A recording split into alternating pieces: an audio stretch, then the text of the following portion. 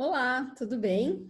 Meu nome é Adriana Fanaro, eu sou nutricionista e trabalho com atendimento nutricional há 15 anos. E eu vim hoje falar um pouquinho sobre atendimento nutricional à distância. Então, o que a gente entende logo que começou a pandemia, logo que começou o isolamento social, nós nutricionistas de consultório ficamos meio perdidos, né? Porque a gente não sabia exatamente como ia acontecer logo no início. Até a gente achou que ia ser mais rápido, que ia passar isso, mas não foi, né? Foi cada vez mais adiando, cada vez mais colocando para frente. E o nosso Conselho Federal liberou o atendimento online, inclusive com a prescrição do plano alimentar, inclusive com o diagnóstico, a hipótese diagnóstica nutricional. Então, fomos liberados a fazer o atendimento. E aí vem todas as dificuldades, né, para começar e para iniciar esse atendimento. Então, eu que estou no campo de batalha e que tenho uma média de 70 pacientes particulares por mês, fui em busca, fui avisar os meus pacientes que eu não poderia mais fazer esse atendimento presencial, apesar do Conselho Federal não ter proibido o atendimento presencial, mas eu moro em São Paulo. Em São Paulo estava proibido, só os serviços essenciais podiam funcionar.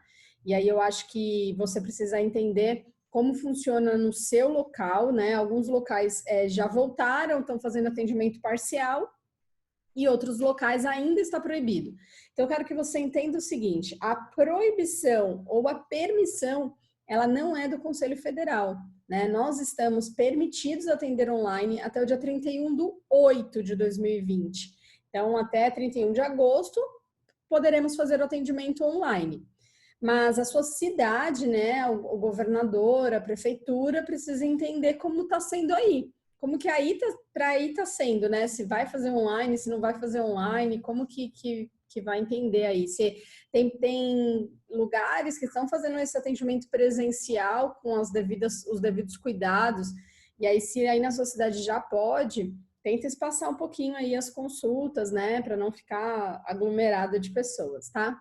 E aí a principal dificuldade foi mostrar para o paciente a importância dele continuar esse acompanhamento. Porque muitos entendiam que não consigo fazer a parte da antropometria, então não tem peso, não tem altura, não tem as medidas, e aí não vai ser bom o atendimento. E isso é uma coisa que não é assim, a gente teve que conversar com os pacientes, mas já é um alerta para você. Quando o atendimento volta a ser presencial, não colocar tanta energia e tanto foco na antropometria, né? A gente sempre fala, eu falo muito para os alunos, falo assim, olha, a antropometria é uma parte da consulta? Sim, ela é. Mas ela é a parte mais essencial da consulta? Não, ela não é.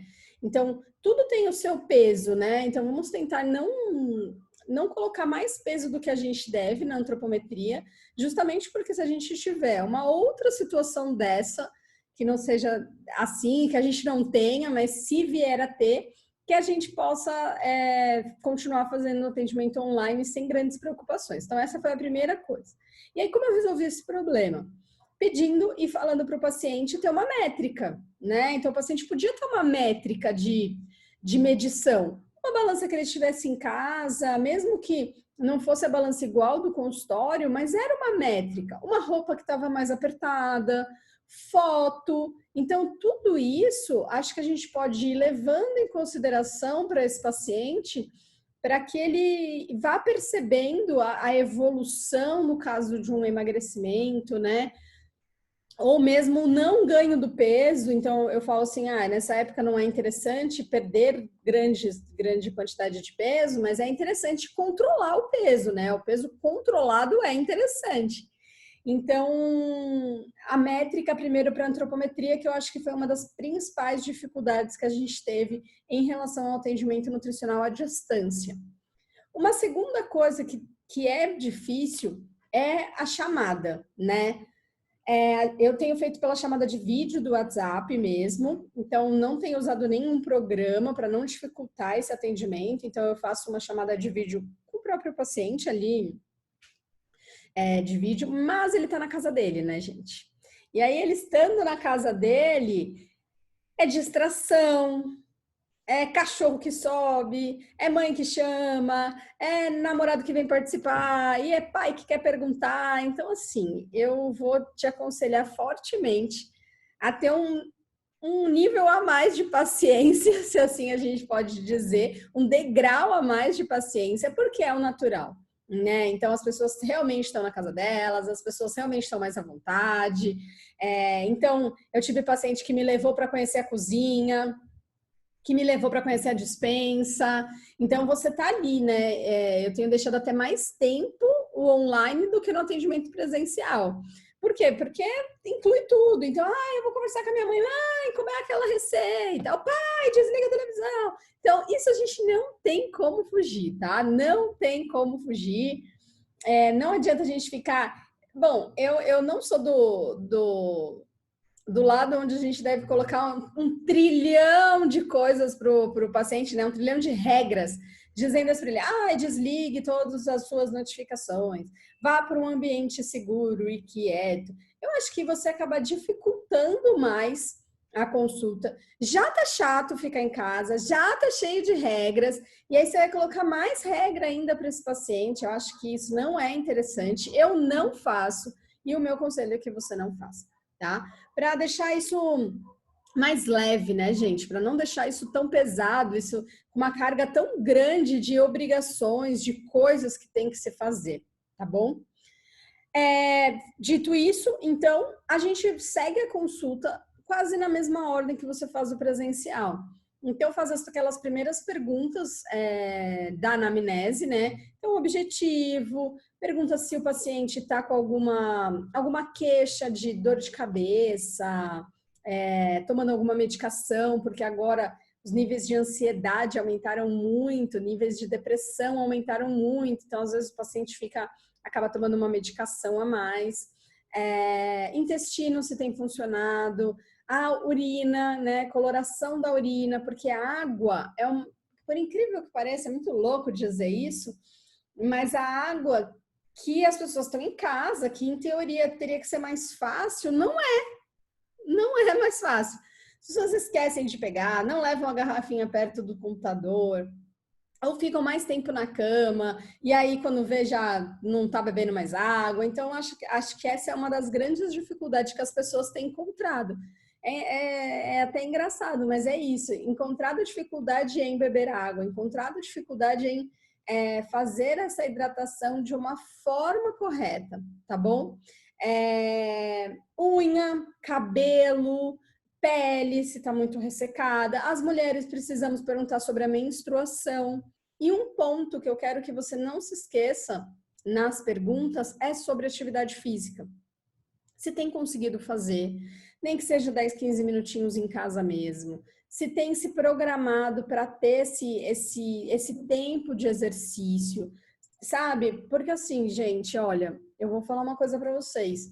A gente já fica em casa o dia todo, né? Acaba saindo mais para mercado, essas coisas. Se você não faz nem um pouquinho de atividade que dá para fazer em casa, sei lá, uma dança que passe num canal de televisão, ou no próprio celular, ou se mexer um pouquinho, fazer uns polichinelos, né? Tem gente que anda pela casa, se tornar ativo. Ninguém está falando para a gente fazer várias atividades físicas, mas se tornar ativo, tá bom? Então, isso você faz. Aí depois, coleta o consumo, né? Indica para o paciente qual vai ser a sua métrica de antropometria, coleta o consumo e a prescrição dietética. Aí você desliga com ele, olha, vai para o programa ou por onde você faz, e aí sim você faz essa prescrição dietética com mais calma, com mais tranquilidade, né? Para depois você passar para o paciente ou por e-mail ou via WhatsApp mesmo, tá?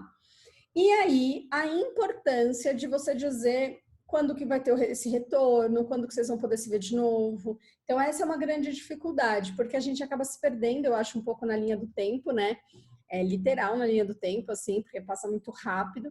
E aí, esse acompanhamento precisa ser um pouco mais de perto. Então, uma das dificuldades que eu tenho sentido é que os pacientes parecem que precisam de um acompanhamento mais perto, mais próximo da gente. Eu acho que para desabafar por conta dessa história, dessa ansiedade que está consumindo toda a galera, eu acho que vocês podem ter esse problema. E um último ponto que eu quero conversar com você é sobre o pagamento. Então, o pagamento continua sendo ao final da consulta, tá? Eu acho super deselegante, super desnecessário você fazer um pagamento antes da consulta. Porque assim, ó, gente, mas e se o paciente passar e não pagar? Difícil de acontecer.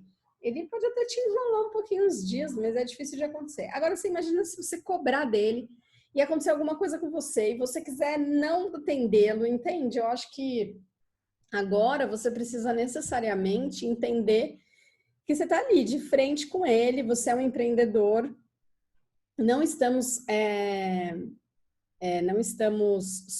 não era soltos a palavra, nós não estamos libertos em levar um golpe, vamos colocar assim, mas é muito forte essa palavra. Mas eu vou dizer para você, a única coisa que eu vejo hoje é paciente dar uma demoradinha, sabe? 2, 3 dias eu entro na conta e depois eu mando para ele, você conseguiu fazer porque eu não localizei o depósito. Poxa, Adri, esqueci e tal. Porque as pessoas acabam esquecendo mesmo. Mas essa foi só essa de dificuldade. O resto, tudo ok, tá? Não tive nenhum problema. E aí você tem que fazer por depósito bancário mesmo, tá bom? Certo? Eu de verdade espero que eu tenha ajudado você aí com algumas dificuldades que eu encontrei no atendimento online e eu tentei trazer algumas soluções também, que aí acho que fica mais fácil da gente não trazer só o problema, tá bom? Então um beijo para você e tchau, tchau.